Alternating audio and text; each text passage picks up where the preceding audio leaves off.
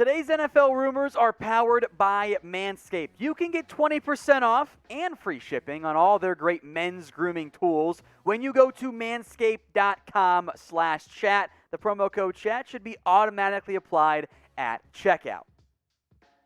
The Deshaun Watson trade rumors are back once again, this time with more of a focus on the Denver Broncos side of things, amongst other teams being involved around a potential Deshaun Watson trade. Now, obviously, Deshaun is still very much dealing with the major and significant off-the-field issues that might cost him his entire 2021 season, if not more than that long term.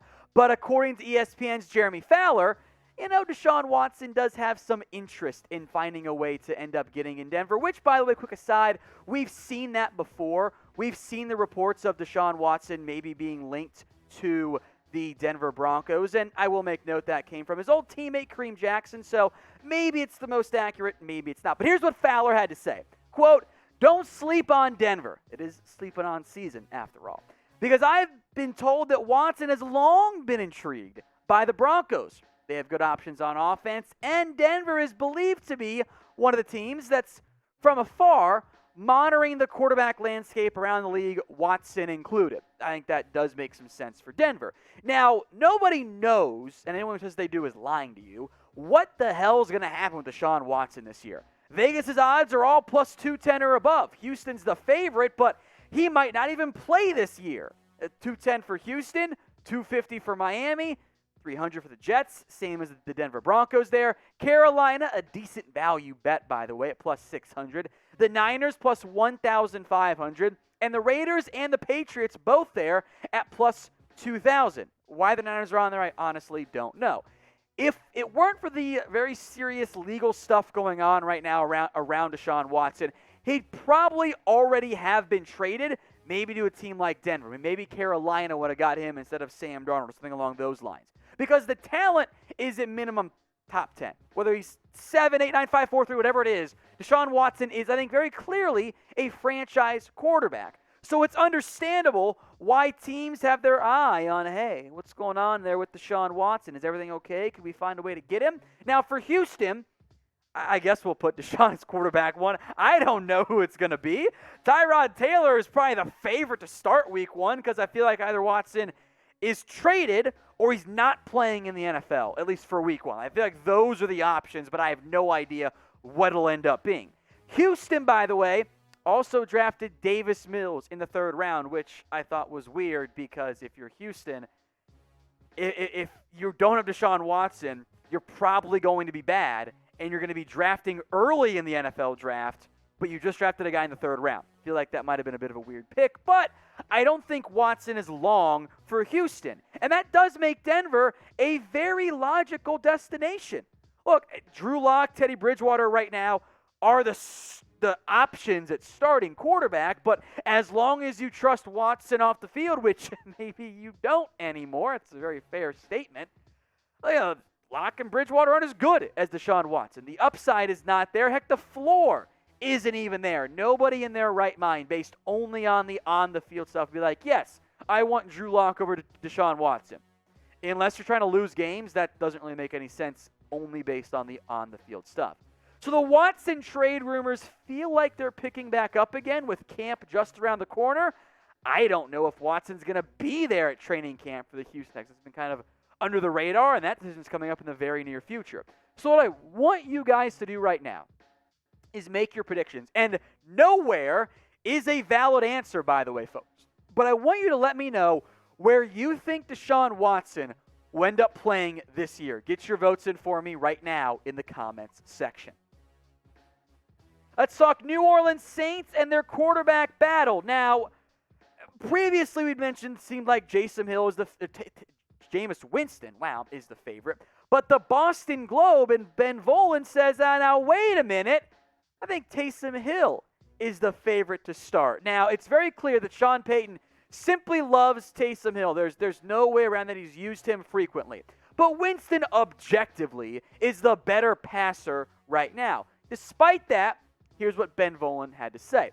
An open competition between Taysom Hill and Jameis Winston in New Orleans, but from what I have heard from league sources, I'm not sure it's going to be truly open. Hill is such a unique dual threat that he's worth trying out as the starting quarterback to start the season. And if the experiment fails, Peyton can fall back on Winston and a more traditional pocket-based offense and move Hill back to his Swiss Army knife role. Now, logically, that does check out. I would still rather see Jameis Winston because Winston, I am of the mindset, has more potential. Now, we've seen Winston simultaneously at his best and worst in 2019. The unbelievable 5,033 touchdown, 30 interception season. I will never forget that. It was truly incredible. Winston definitely right now is a better passer than Taysom Hill. Hill, yeah, the completion percentage looks good. The TD interception ratio is fine. I will never get over watching Taysom Hill attempt deep balls and watching receivers literally have to run back towards them because they were that underthrown. His arm is nothing special. And oh, by the way, he's actually kind of old at this point in his NFL career. Now, what Taysom Hill does well, also objectively, is be that kind of Swiss Army knife guy. He can run, he can catch, he can play special teams, but Taysom Hill also turns 31 in August. That's not like the age you're looking for in a potential franchise quarterback. So I do believe this will be an open competition, but I do think we'll figure out who is going to win the job fairly early. Once training camp opens up, when the preseason gets going, once we see what the offense looks like, because Volan's right there. The Winston offense versus the Taysom Hill offense is very different. You want to use Taysom Hill's legs, let him run read options, trick plays, all that kind of stuff. Winston, you've got a much more typical offense. You're not going to run the quarterback stuff, although Hill will still have that gadget package. But I would still rather see Jameis Winston. I get that Winston might not be the answer. I don't think Taysom Hill is either. Frankly, I think the long-term quarterback for the Saints isn't on the roster right now. My apologies to Notre Dame product Ian Book. So make your predictions for me, Saints fans, and anyone watching. Who do you think starts? Who will be quarterback one this year, week one, for the Saints? Type W for Jameis Winston or type in H for Taysom Hill. As mentioned, today's NFL Daily made possible by Manscaped. 20% off and free shipping. Now, promo code CHAT should be automatically applied when you go to manscaped.com/chat. If not, just use the promo code again. 20% off and free shipping on the new Lawnmower 4.0, the #1 men's grooming product out there. I use it. I love it. And so does my wife, by the way. Manscaped.com/chat. In fact, it's not just my wife that is a big fan. Producer Jack's girl told me how much she likes it when I use it. Manscaped.com/chat. Don't forget 20% off and free shipping on all their men's grooming products, including but not limited to the new Lawnmower 4.0. The Zach Ertz trade rumors are back once again, this time around the Baltimore Ravens, and fans felt like it makes sense. The Ravens should go get him.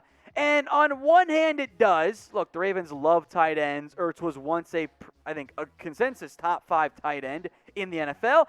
Nick Boyle's coming off injury. Those start to add up as rational explanations there. However, Ertz's $8.5 million base salary is a major problem. I don't see why the Ravens would want to pay Ertz that amount of money, given what they have at tight end, what they've got to pay at tight end in the not-too-distant future, and where they're at with their overall roster construction, plus Ertz was just not that good last year. The Ravens have options right now at the tight end position. They've got, I think, consensus top 5 tight end right now. Mark Andrews, whether he's tight end 3 or 4 or 5 or whatever for you, he's awesome. Nick Boyle, very, very good football player when healthy. Injury concerns there, it's fair. They did trade for Josh Oliver, and they've got Eric Tomlinson. He's played NFL games, former UDFAs, Jacob Breeland, Eric Wolf, Tony Poljan. They added more receiver help, by the way, so maybe there will be a little bit less reliance on 2 tight end sets. And based only on last year, which is not how NFL teams operate, but based only on last year, Ertz isn't remotely worth what the Eagles are paying him, $8.5 million base salary. And frankly, I don't think there's been any trade interest in Zach Ertz. It's been months now where everybody knew Zach Ertz was available, and nobody has traded for him. There have been teams that have been linked, but I don't think the Eagles have had much interest. And Ertz was not good last year. And yes, I get it. The quarterback play was a disaster for Philadelphia. But last year, Ertz wasn't even tight end 1 for the Eagles. That was Dallas Goedert. He outplayed Ertz even when both were fully healthy. Now, if you can acquire 2019 Zach Ertz, okay, let's ride. But I am genuinely concerned that at this point in his NFL career, we're never going to see 2019 Zach Ertz again. Frankly, you'd be happy to get half of 2019 Zach Ertz. He's an older player. He's going to turn 31 this year. And the after-the-catch ability, which was never good for Ertz, hasn't been good at all lately for him. Now, the reason why it might make some sense for Philadelphia is, okay, well, Nick Boyle's hurt. And that's fair, but let's remember the role that Nick Boyle has. He's tight end 2 who blocks really well. I mean, he's 6'4", 270. Dude's damn near an offensive tackle. He's like a couple cheeseburgers away from being an offensive tackle. And, like, obviously he's in great shape, but, he's a blocker.